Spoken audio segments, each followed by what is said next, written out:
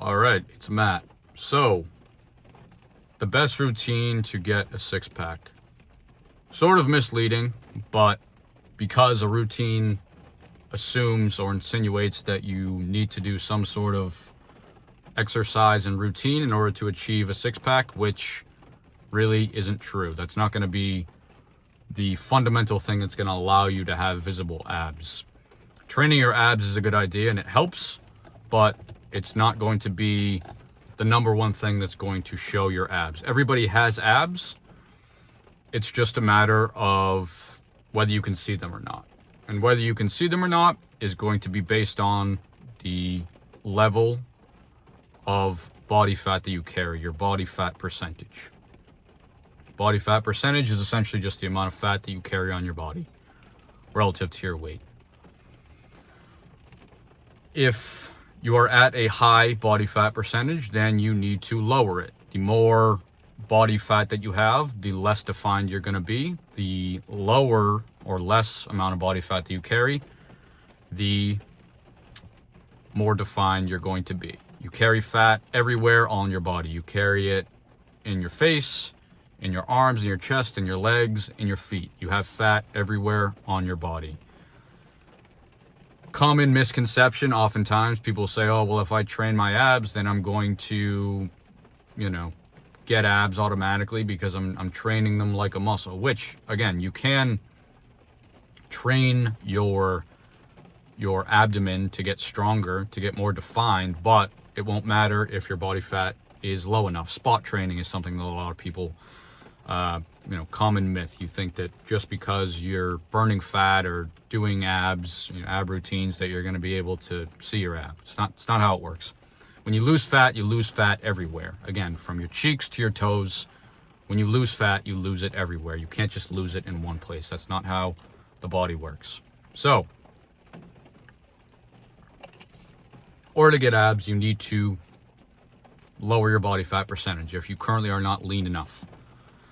How you're going to do that is through a calorie deficit. The way you achieve a calorie deficit is essentially by consuming less calories than your maintenance calories, than your body intakes. So, in order to calculate your basal metabolic rate or your maintenance calories, which you're going to need in order to find out what your calorie deficit is, you can go online and look up maintenance calories calculator. It's very simple. Throw in some information, you'll be able to pop out a number. For the purpose of this video, you can say that's 2,000 calories. An example of a calorie deficit would be 1,800 calories. You are in a 200 calorie deficit relative to 2,000 calories. 1,800 calories is. The inverse of that, the opposite of that, would be a calorie surplus. 2,200 calories would be 200 calories greater if you were at 2,000 calories. So deficit and surplus. Gain weight with a surplus, lose weight with a deficit. Now, two ways that you can achieve a deficit are through eating less food or using exercise, burning more calories via exercise. My recommendation would be to utilize both so that you don't have to restrict yourself or overexert yourself in either avenue.